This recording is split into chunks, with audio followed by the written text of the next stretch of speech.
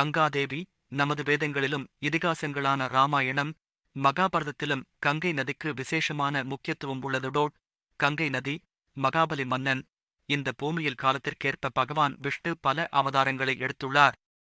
ஒவ்வொரு அவதாரத்திலும் அவர் உலகத்தை ஒரு தீங்கிலிருந்து அல்லது ஒரு அசுர சக்தியிலிருந்து காப்பாற்றினார்.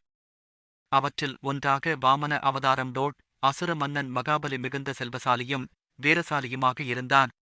அவனுடைய இராணுவத்தில் அடியாளர்கள் மட்டுமல்ல, குதிரைகள், யானைகள், ரதங்களும் இருந்தன. அவன் பக்தியால் மிகவும் வலிமை பெற்றிருந்ததால் தேவலோக அரசன் இந்திரனை தனது ஆட்சியை இழந்து விடுவேனோ என பயந்தான். ஒருநாள் இந்திரன் விஷ்ணுவிடம் சென்று உதவி கேட்டான். மகாபலி யாகம் செய்து வந்தபோது வழக்கப்படி பிராமணர்களுக்கு தானம் வழங்கிக் கொண்டிருந்தான். விஷ்ணு சிறிய பிராமணராக வாமனனாக மாறி மகாபலியின் முன்பு வந்தார். மகாபலி விஷ்ணுவை உணர்ந்தான். அவனுடைய குருவான சுக்ராசாரியர் விஷ்ணுவை அடையாளம் கண்டு மகாபலியை எச்சரித்தார்.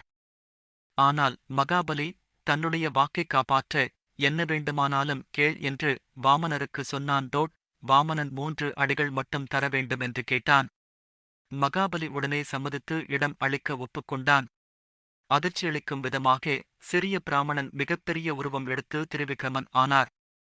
முதல் அடியால் பூமியை கடந்தார். டோட் 2வது அடியால் ஆகாயத்தையும் அடைந்தார். டோட் 3வது அடிக்கு இடமில்லை என்று மகாபலி உணர்ந்தான். டோட் அவன் தனது தலையை தரையாக்கிக் கொண்டான். திரிவிக்ரமன் தனது 3வது அடியை மகாபலியின் தலைமேல் வைத்து அவனை பாதாள உலகிற்குத் தள்ளினார். திரிவிக்ரமன் தனது காலால் சுவர்க்கத்தில் தொட்டபோது பிரம்மதேவன் அந்த புனித நீரை தனது கமண்டலத்தில் சேகரித்தார். அந்த நீரே கங்கை நதி, பிரம்மாவின் மனப்புதல்வி. டோட் இன்னொரு கதையின்படி கங்கை இமவனின் மகளும் பார்வதியின் சகோதரியும் ஆவாள். இந்திரன் தேவங்களை மகிழ்விக்க கங்கையை சுவர்க்கத்துக்கு அழைத்துச் சென்றான். டோட் துர்வாச முனிவரின் சாபம். ஒருநாள் துர்வாச முனிவர் நதியில் நீராடிக் கொண்டிருக்கும் போது திடீரென பலமாக காற்று அடித்தது. அவரது துணி பறந்தது. அதை கங்கையம்மன் பார்த்து சிரித்தாள். கோபமடைந்த துர்வாச முனிவர், நீ